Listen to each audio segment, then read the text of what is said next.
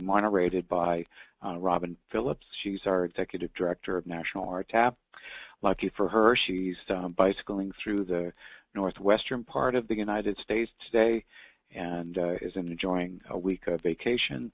And I've been given the honor of being the moderator today. My first time, so be kind. I will do my best in making sure that we get through this and everybody is satisfied with the peer call. One thing about the peer call, it's really a telephone conversation or a conversation between peers. There are some questions that we have received and that we've posted that we'd like to start the conversation with, but certainly as your questions come in or you raise your hand, we'll have a dialogue on the various tribal transit issues and solutions. Today's agenda will have a slight introduction, discussion of the questions. We'll wrap up and a little discussion about future calls, and then we'll post the contact information. Our conversationalists today are myself, Rod Tasneri. I'm the Senior Technical Director for National RTAP. Liz Taylor, we have her listed here, although Liz isn't participating, but she was extremely helpful in putting this peer call together. She's our Senior Project Manager. Neil Rodriguez, he is our project manager, and he's going to be helping us with raising the hand and making sure that those that would like to speak get a chance to speak. And Jerry Emanuel, he'll be doing notes for this, and I'll be bringing in a Google Doc, so you'll see that the notes are being taken, and just making sure that we keep track of what the conversations and have been during this call. Our guest panelists today are Elan Flippen. Elan is with the Federal Transit Administration. She's the Tribal Transit Program Manager. J.D. Tovey, he's the Planning Director with the Confederated Tribes of the Umatilla Indian Reservation. And Kelly Sean, he's a Senior Associate with RLS Associates. And we'll be talking with them in just a minute. Because this is a National RTAP call, I just want to do a plug for our conference. It's coming up in October between the 27th and 30th at the Western Denver Downtown Hotel in Denver, Colorado. If you'd like some more information about our conference, Reaching New Heights in Rural and Tribal Transit, you can go to our website at nationalrtap.org and then click on the link for National RTAP Conference 2015. During the conference, there will be a number of tribal sessions, some specific tribes, as well as other sessions that are relevant to any tribal or rural transit provider. There will be a tribal transit assessment training workshop that will be held on the 27th. And Elan, I was hoping that maybe you could give us a little bit of information about that. Sure, definitely. Thank you, Rob. Good afternoon, everyone. So as Rob mentioned, we plan to provide or conduct a tribal transit program technical assistance workshop during the conference. And so I'll just give you all a little bit of background about our technical assistance assessments, and then I will discuss some of the things that we cover in the workshop. But basically the purpose of these assessments that FTA started doing this fiscal year under the Tribal Transit Program is these assessments provide technical assistance to the tribes who are currently receiving funds under the Tribal Transit Program. So these are on-site assessments, and we select specific tribes to receive the on-site assessments, and we go out and we visit the tribes, and we look at their transit system, we look at documentation, and then we assess what we've seen, and based on the assessment, we identify areas in need of technical assistance, and then we provide the technical assistance to the tribe for up to 90 days or longer if needed. And so really the purpose of these, there's several purposes of these assessments, but some of the main purposes purposes include basically, collaborating, FTA collaborating with tribal transit leaders, and, of course, providing the technical assistance and identifying areas in need of improvement, and then FTA assisting to put solutions in place to address those needs. So that was basically an overview of the assessment. One of the things that we do to prepare the tribes for the assessments is we conduct a workshop. And during these workshops, we go over all of the program requirements under the Tribal Transit Program and specific ways on how to comply with those requirements. So it's a very hands-on workshop.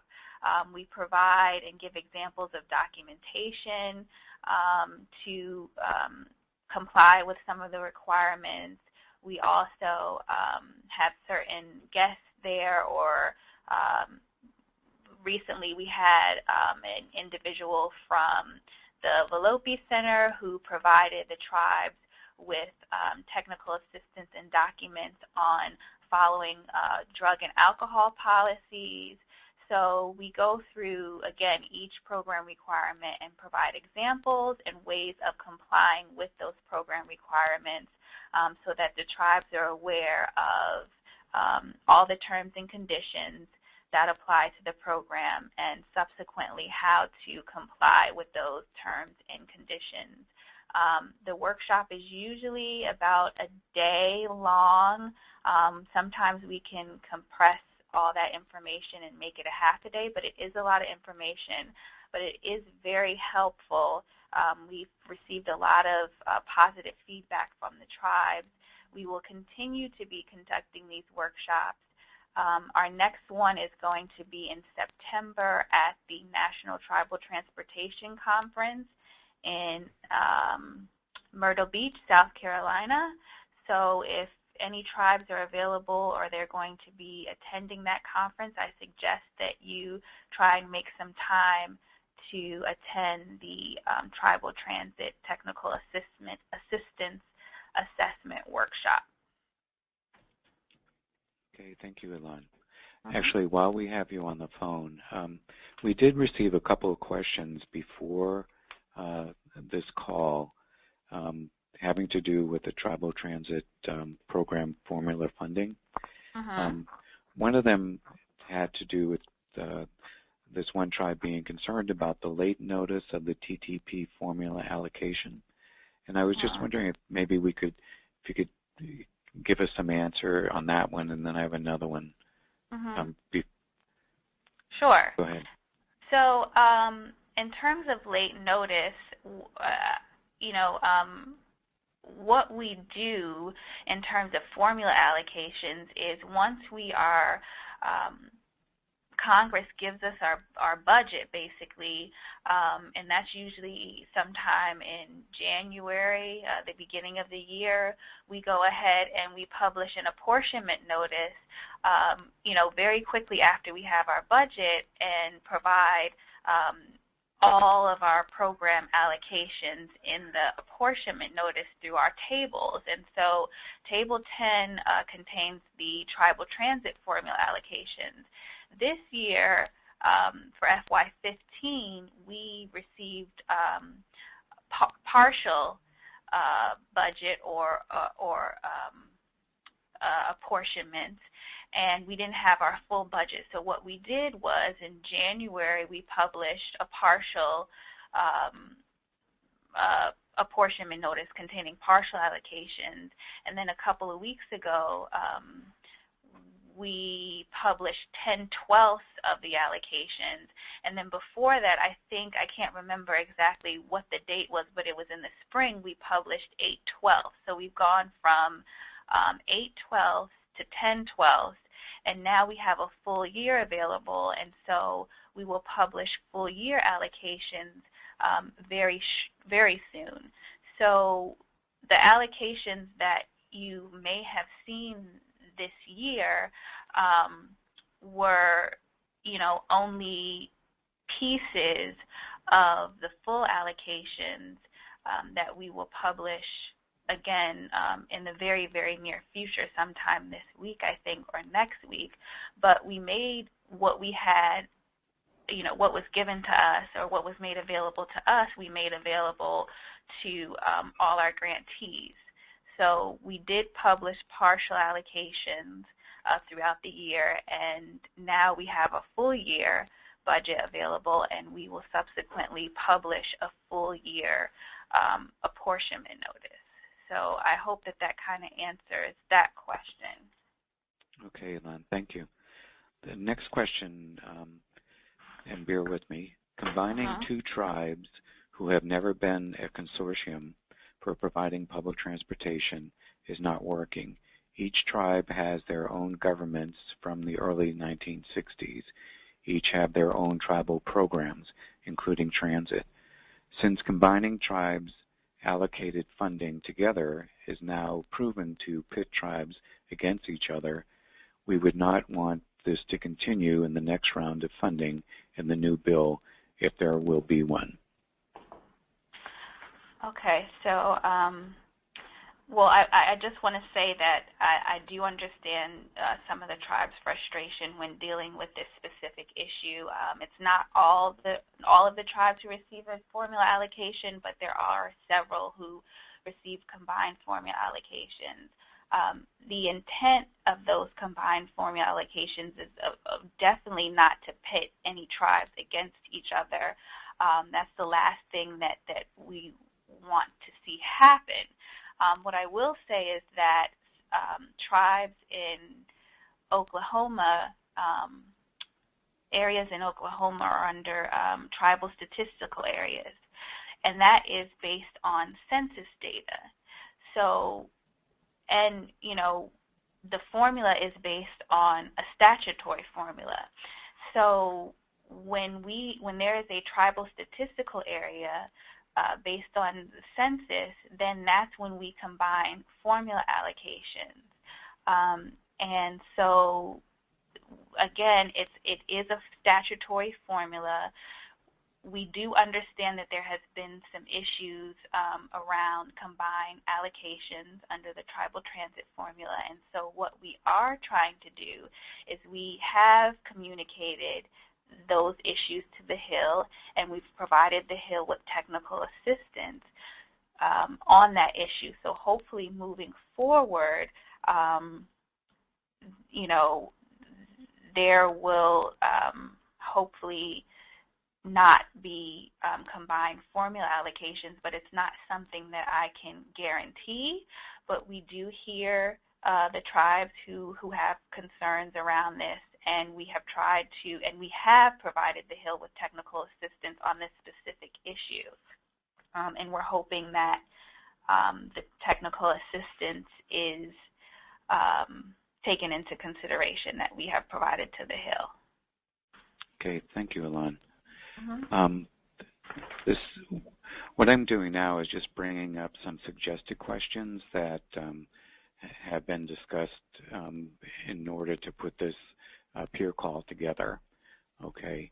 Once again, if you have questions, you can type them in using your control panel under questions or raise hand. If you'd like to just, we'll open the phone up for you and you can ask your question. But for the time being, at least to get the call going, this first question about what are the needs and key challenges as a tribal transit system, I thought I'd just raise this with Kelly Sean. He's with the RLS and Associates and has provided technical assistance to tribes. Kelly, if you want to maybe start the conversation at some of the things that you've been seeing out there. Sure. Thank you very much. Some of you may have known me as working with CTAA for the last 18 years, but I'm now with RLS and Associates. But I have still been working with tribes. But some of the things that we've seen, some of the challenges for tribal transit systems or just tribal communities that are trying to get started has been working through a lot of the regulatory issues that are needed.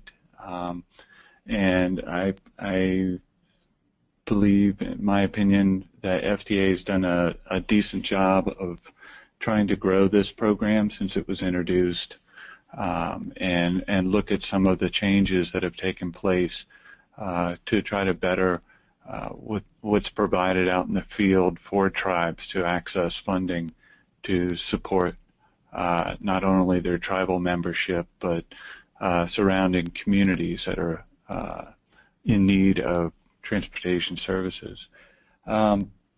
So some of the things that we've seen just working with tribes, some of the challenges has been keeping equipment running. In some cases, as many of you know, those of you specifically working with tribes that are isolated,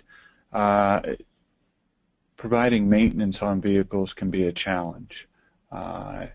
Some cities and local governments may have a garage that they can take their vehicles to, but out on the reservation or Indian country, it's not as easy to access those services for maintaining vehicles. So I would kind of pose it to you all. Are you seeing challenges in maintaining the equipment?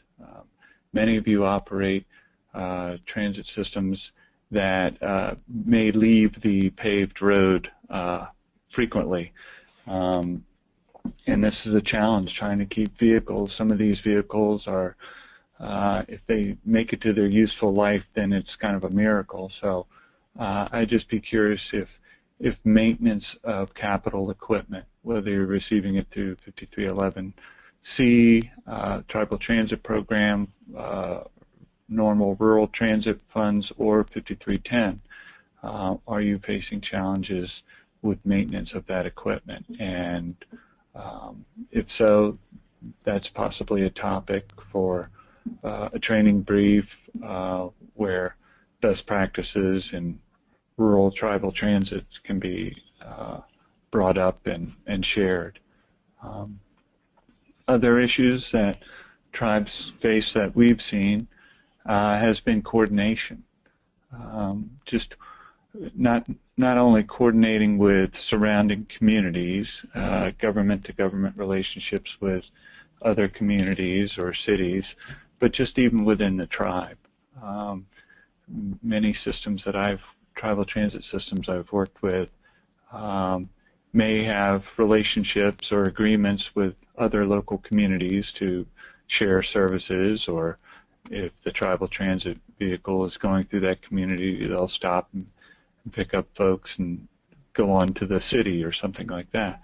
But just within the tribe, there is challenges among different tribal agencies, whether it's Indian Health Services, whether it is other human service agencies, and I'd be curious to know if you all are experiencing any of those challenges, just trying to coordinate not only outside the tribe but even within the tribe. So those are a couple issues. Thanks. Yeah, go ahead. Go ahead.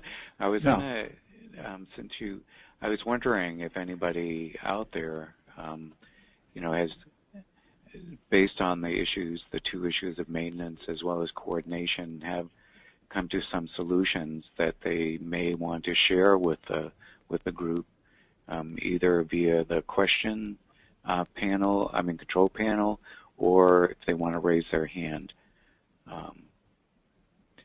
If not, I guess, Kelly, if you had any other challenges that you've noticed through your technical assistance.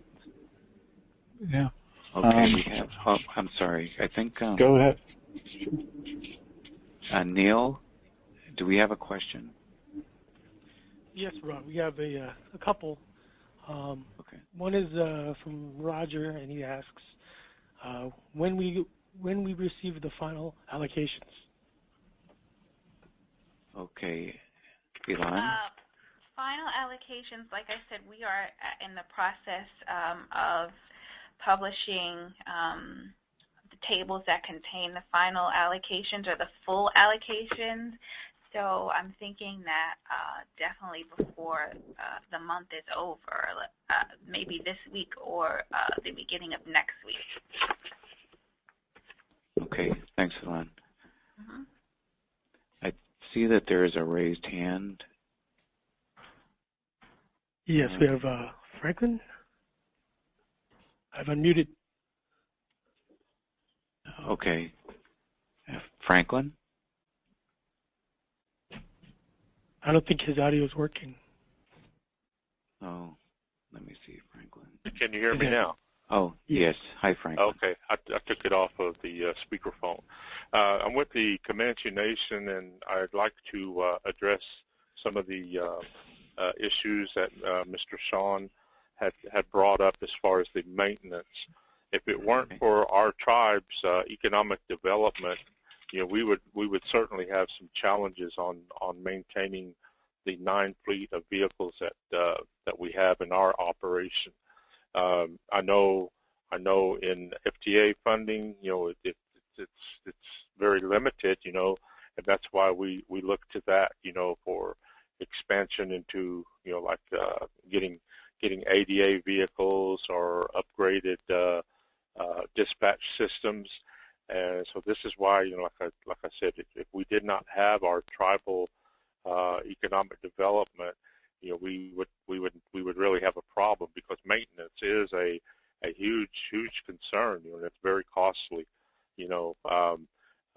but this is something that, the Federal Register that came out on Friday on the safety issue that's going to be coming up, they're wanting input on that, and so that's something that we know has always been a part of MAP 21, but we've never had anything specific, okay, what's going to be required of FTA tribal transit vehicles as far as maintenance requirements, that type of deal. And I know we've had the privilege and opportunity to be involved in CTAA and SWATA, different ones, who have provided in-depth training, but most of the time it's been geared to the big charter buses.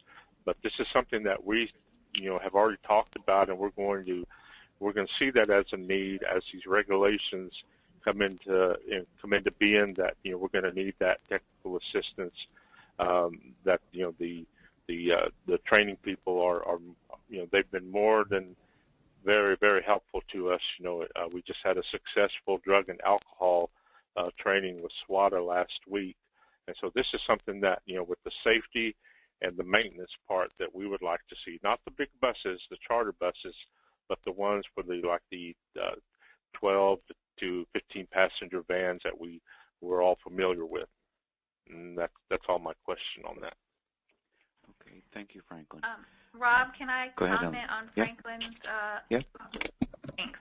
So I would say that in that case, Franklin, that you all make sure that you provide comments and your concerns through the docket that they will have open for the proposed rule that they just published. And then also, from my understanding, it's not going to be a one-size-fits-all type of thing, and I think that the agency understands that. So having smaller rural areas and tribal entities provide comment to this notice would be definitely something that you'd want to do, so that those small rural transit providers, their concerns and their suggestions are heard. Okay, thank you, Ilan. What I'm going to do is just bring over our notes as we go through this. I'm hoping that you can see them on the screen, just so that you can see that we are taking notes of questions as well as the comments. Franklin, actually we have another question from Donovan. I'm still not clear on how we, as a subrecipient of the state's DOT, can become a TTP.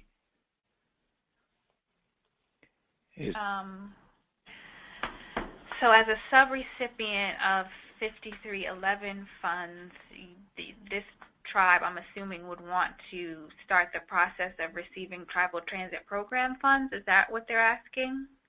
It seems like it. Okay, so there are a number of ways to receive tribal transit program funds. There are two components of the program. There's a discretionary component and there's a formula component. And so to be eligible to receive formula funds, you would have to be reporting, and this is actually a requirement for 5311 funding, but you should be reporting your vehicle revenue miles to the National Transit Database.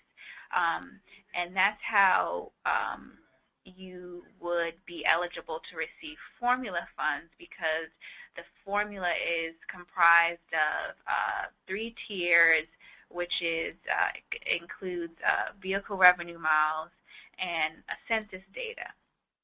So that's how you would receive formula funds. Going through the NTD, reporting your information, your vehicle revenue miles, and then you would subsequently receive formula funds if you are providing public transportation, which I assume that you're doing because the tribe is getting 5311 funding. To apply for or receive discretionary funding, when there is a competition open, and we just closed the competition in February of this year, so we probably won't have another competition open until sometime in the spring of FY16. But you would apply for those funds.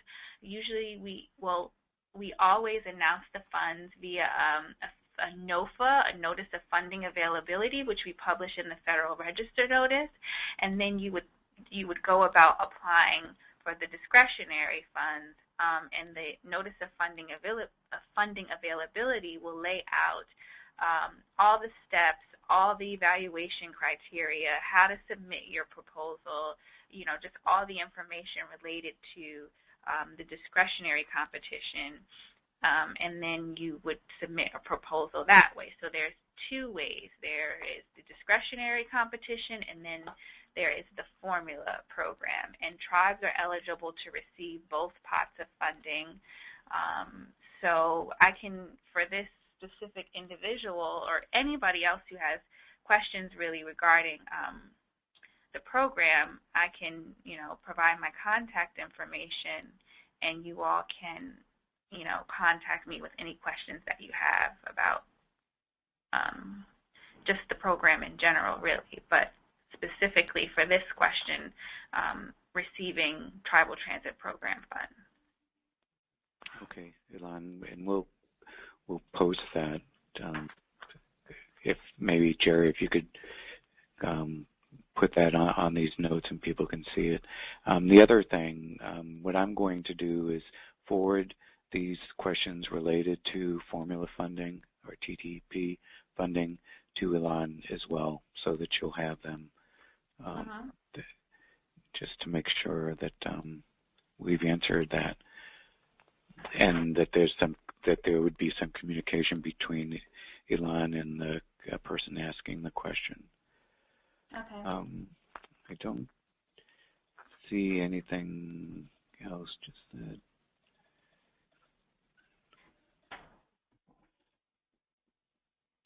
Okay, there is a question about having to do with the NTTC annual conference in Myrtle Beach,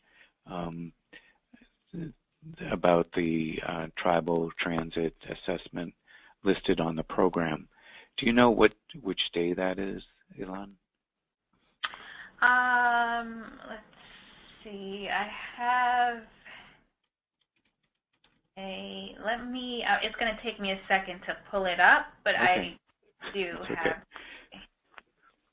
Well, so this is all live. So okay. If you want, we can move on to. Yeah, you guys can move on, and I'll pull it up while you guys are moving on. Okay. We did have a question about where tribes receive their training, whether it's something that they receive via just within their own organization. Maybe they're affiliated with a transit association and possibly attend conferences that transit associations attend. If there's anybody out there that would want to either come on the phone or type in how they get their training done. Certainly, we hope that there is opportunities for folks to attend, like National RTAP's conference coming up in October, and then there is there's CTA's conference that happens once a year as well, and the Rural and Intercity Bus Conference. All those major conferences, pretty specific to rural and tribal transit. There are training available. And then, of course, National RTAP is really supposed to provide, as we do, training in various areas.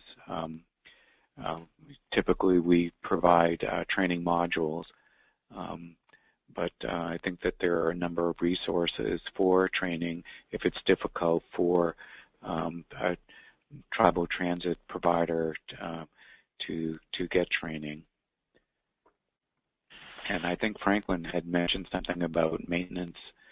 We are putting together a maintenance module that will be available in our LMS system. What we'll do is make sure that that Franklin actually has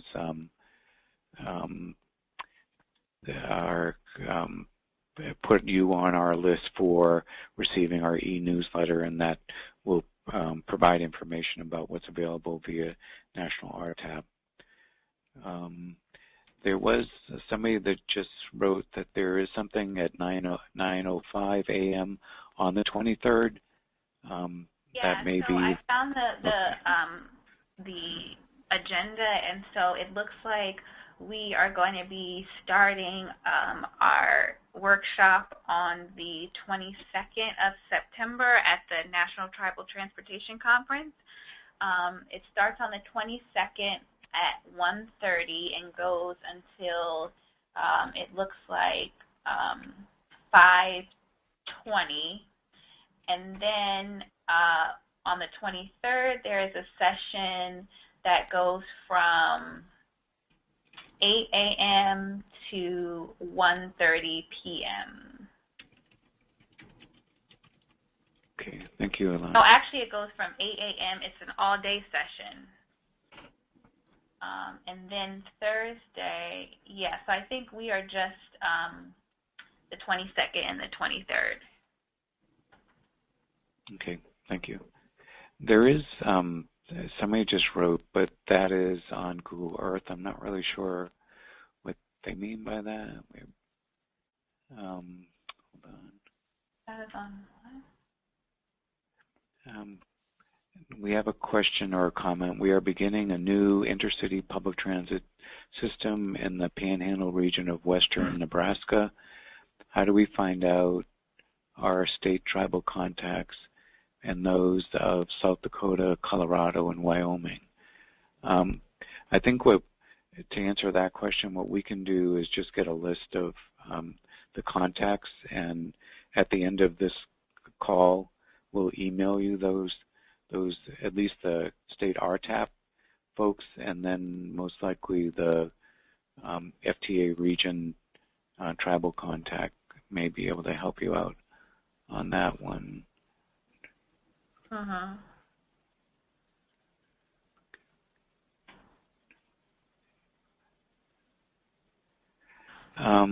Here's a headline. This may be for you.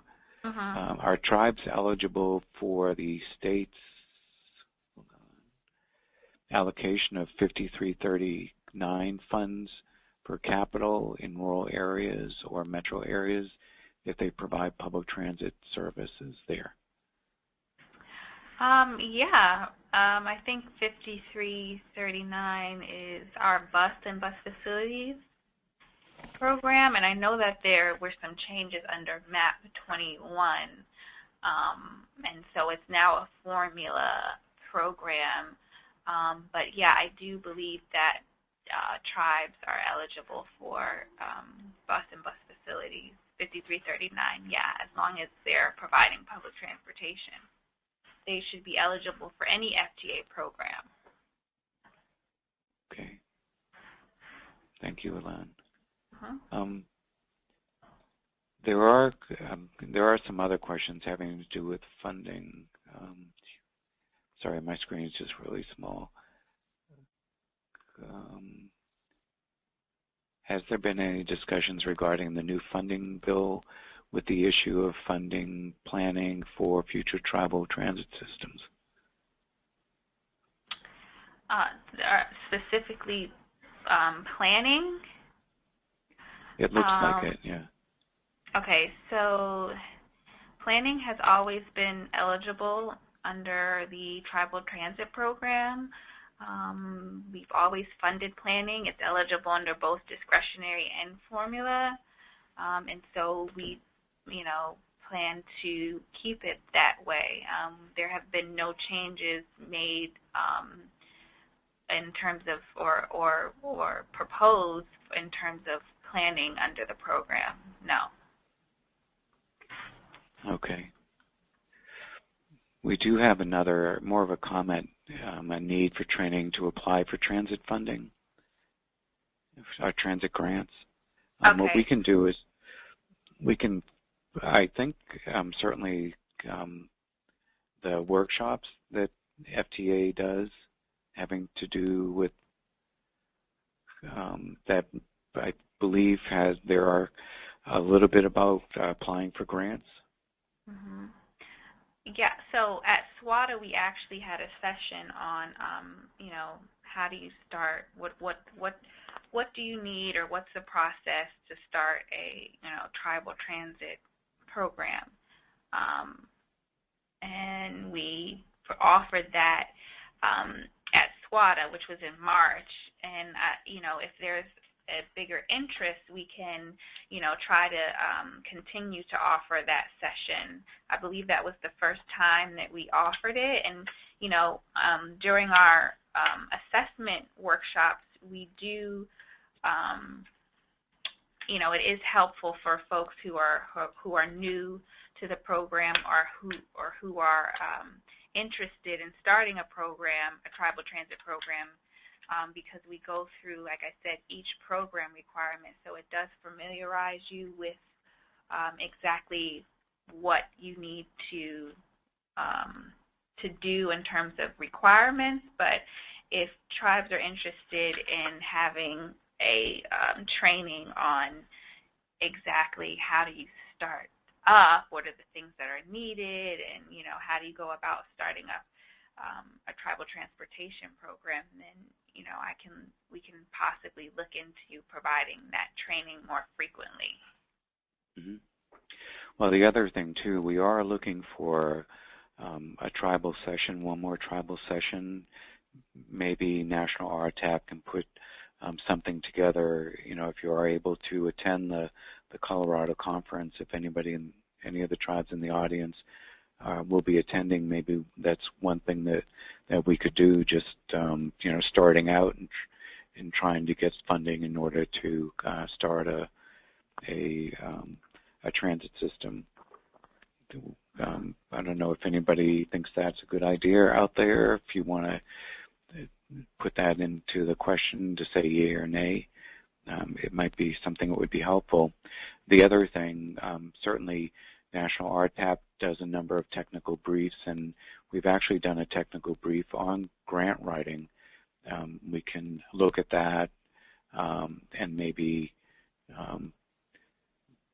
to polish it up a little bit specific to the tribes.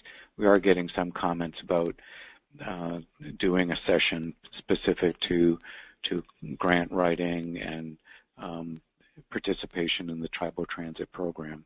So what we'll do is we'll discuss that with the committee for putting these sessions together in Colorado during that, and as well as work with other CTAA and the rural and intercity bus to see if we can't get some sessions that address that as well.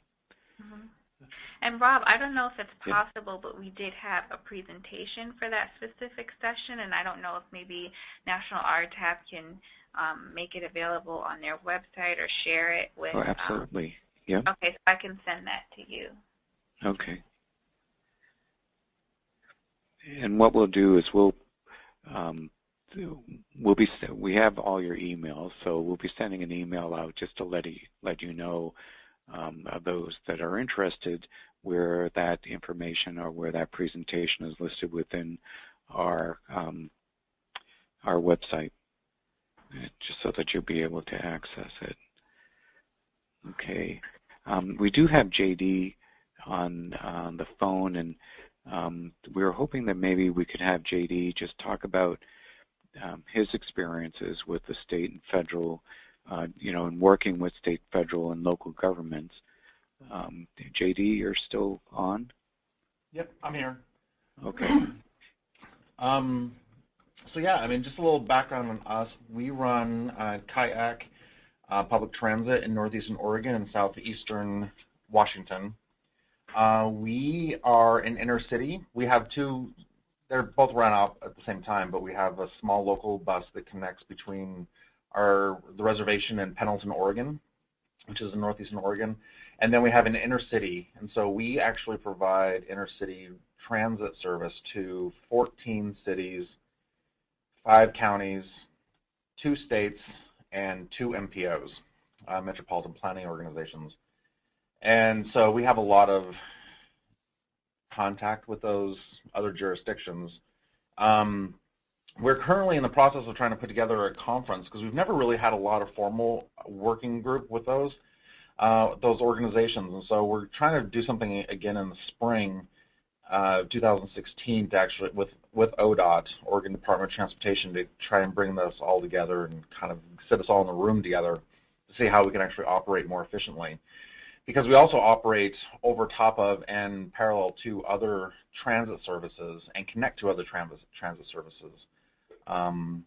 There's one in La Grande and Walla Walla we connect to, another transit service in Milton Freewater, and then we also connect to the transit service out of Tri-Cities.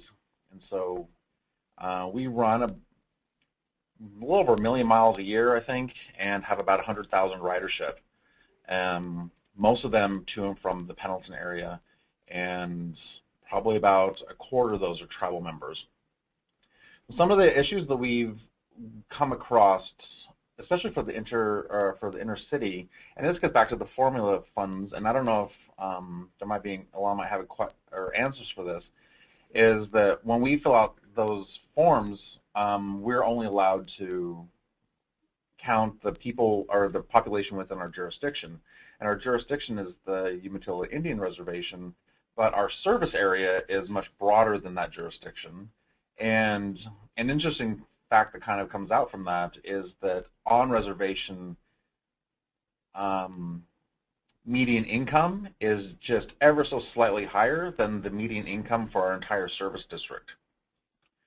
They're both poverty level, but they're still slightly higher, and so it actually affects a little bit in our formula because we have that little bit of an issue. So I don't know if there's anything that we might be able to try and rectify that. In the past, we've been told, just apply for our entire service area, but then other people say don't do that because we're only, responsible for our jurisdiction. We have a lot of close working relationships with ODOT and the counties because we get a lot of special transportation funds from them.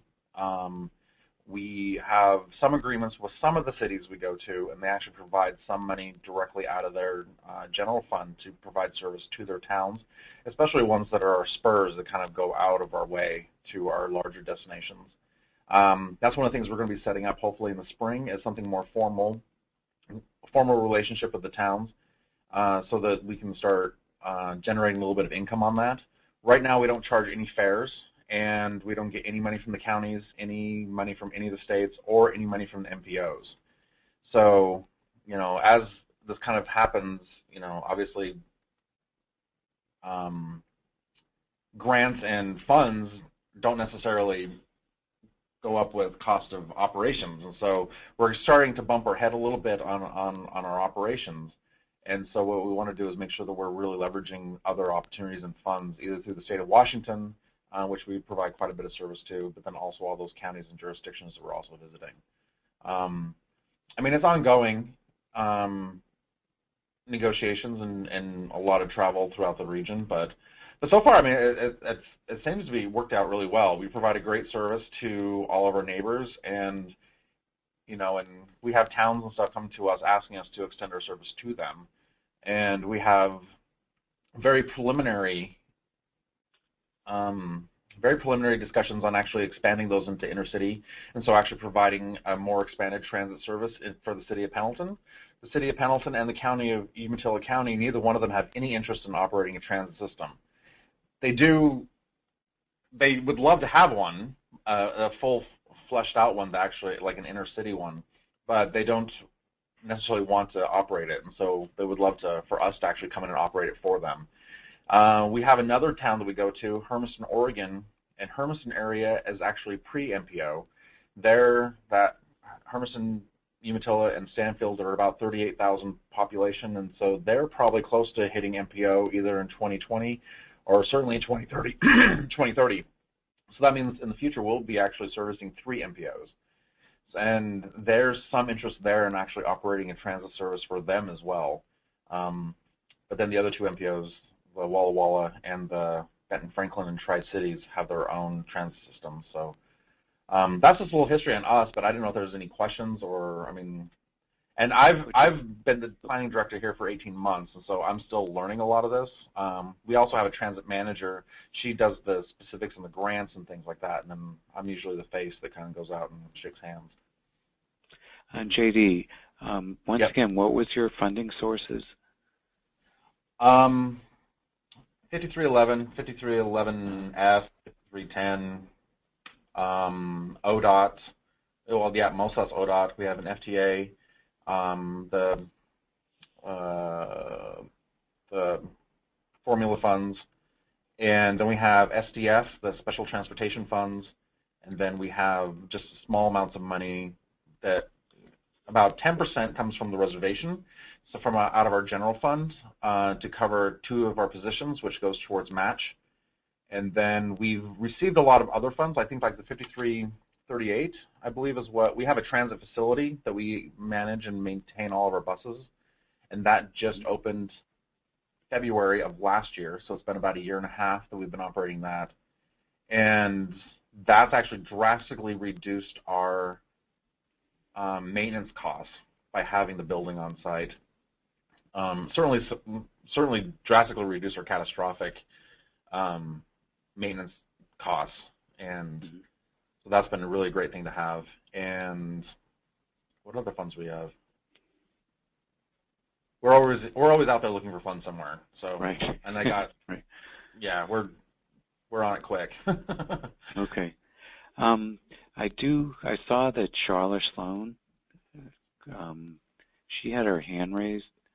Charlotte, I don't know if you still had a question. Maybe she typed it in. Here's a question for you. I don't know if you know Charlotte. I think I should know where she's from because she's a National RTAP Review Board member. I think she's out of Oklahoma. Does JD fill out an NTD report for each tribe? How does he get his numbers for each tribe? For each tribe? Oh, she's Oklahoma. Sorry, Charlotte.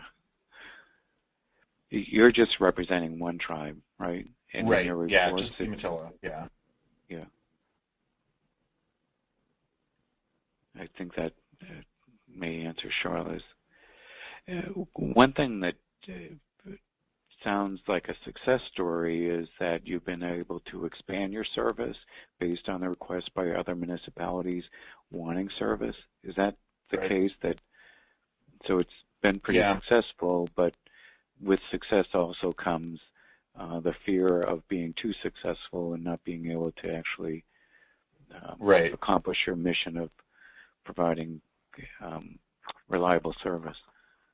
Right, and so, I mean, one of the reasons why we've been successful is because we do provide intercity between the state of Washington and the state of Oregon. And so there's a lot of people that live in Walla Walla and then commute to Pendleton or vice versa. And for a whole slew of reasons, it's actually difficult to take transit buses across state lines. And we're actually able to do that because we just said we're a tribe and we can do that. And you know, there's a whole slew of things we had to do to make sure that that's successful. But there's the other thing though too is that as we become bigger, you know, it started out just as a little bus that ran between the reservation and downtown Pendleton, and it just slowly just got bigger and bigger. And so we're kind of feeling we're at that stage where we're no longer a mom and pop shop, and we're not quite a full, you know, inner city RTA system. And so, you know, we are starting to bump our heads, which we have not really done for the last probably 14 years in our existence. We've never really been strapped for cash, you know, especially as more reservations and more small communities are getting into transit. I think a lot of those funds are getting stretched a little bit, and it makes us nervous that, you know, that we're starting to operate within our buffer zone, and that makes us nervous. So that's why we're just, you know, going after other funds and trying to make sure that we're actually leveraging all of our funds. Because now it's not just, you know, if we can't run a bus for a day, you know, 10 years ago, that just meant a handful of tribal members just couldn't get downtown to go grocery shopping. But now if we miss a day, then that means, you know, potentially 1,000 people can't get to or from work and medical appointments. So it's a big deal now about us making sure that we're keeping our level of service. Okay. We are coming up to an hour. And so I'm not sure if other people have any other questions. Obviously, there's a lot to talk about since we've quickly come up in an hour. And I'm reading that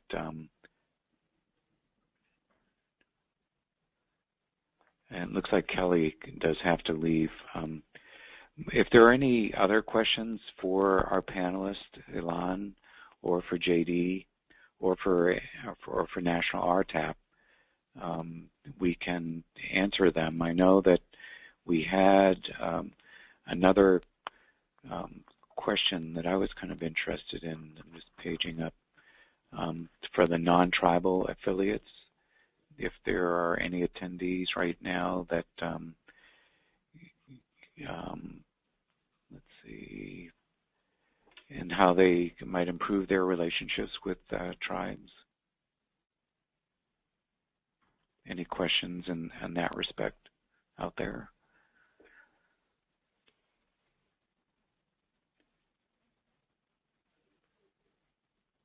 I guess not. We're not getting anything.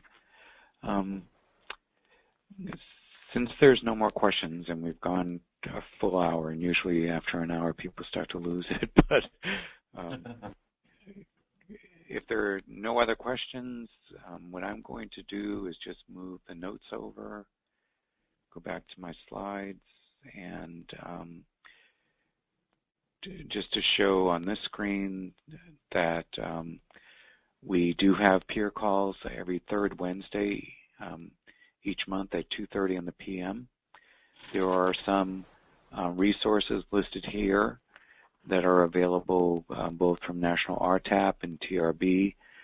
There's also tribalsafety.org for tribal transportation safety.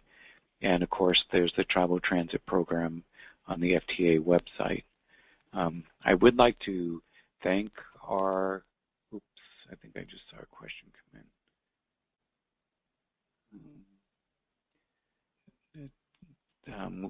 We would like to start relationships with our surrounding tribal communities. Advice. Is there anybody out there to give us some advice on that? Any other peers, tribes that have been able to coordinate with other tribes and communities? Somebody's raised their hand. Go ahead, Charla. Oh, good. Hi, Charla. Charla, you may have like a microphone. You may want to go on to a telephone if we can't hear you.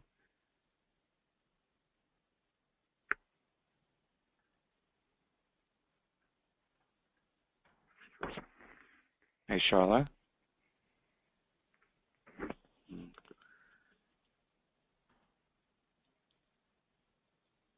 Rob, this is Kelly. Oh, hey. Charlotte probably was going to explain how her organization down in Oklahoma has done a great job working with several different tribes to develop relationships and coordinate their services, which a lot of it is rural inner city transportation services. And she works with, I believe, and maybe I shouldn't speak for her, but at least 3 tribes in her service areas, which is quite large. So she's had good success and would be a great peer for that. Yep. Well, what I'm going to do is, I think that was Johnny that asked that question. And Johnny, what I'm going to do is forward your question on to Charla so that the two of you can communicate and she can explain her experience. Because Charlotte does have a very large system in Oklahoma. And Kelly, you're absolutely right. It's at least 3 tribes that she coordinates service with. And thank you for staying on the phone. Sure, I'll be kicked out of my hotel shortly, I think, but I'm hanging on. Okay. So, Johnny, I hope that at least we have been able to give you.